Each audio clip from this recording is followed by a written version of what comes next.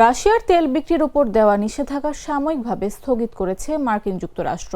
স্থানীয় সময়ে বৃহস্পতিবার যুক্তরাষ্ট্রের অর্থ মন্ত্রণালয়ের office of foreign assets control অনলাইনে প্রকাশিত এক চিঠিতে বিষয়টি জানিয়েছে।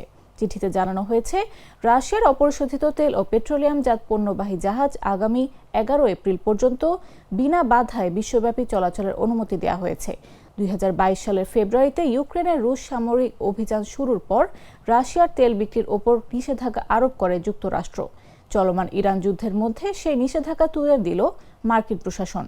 সম্প্রতি ইরানে যৌথ হামলা চালায় যুক্তরাষ্ট্র ও ইসরায়েল, যা মধ্যপ্রাচ্য জুড়ে যুদ্ধ পরিস্থিতি তৈরি করে।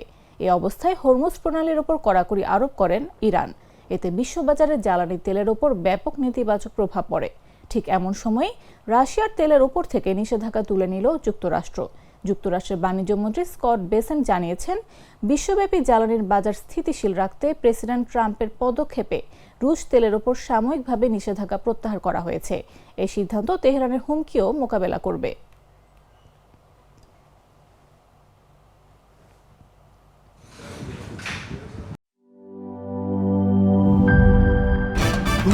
ভয় পাস না, এটা কসমিক ডোজ। শব্দের আরেক নাম কসমিক ডোর। এর ওয়াল থিকনেস ও রিপ থিকনেস বেশি থাকায় এটাকে 50 বছরেরও বেশি। কসমিক ডোর, নিশ্চিন্তে 50 বছর।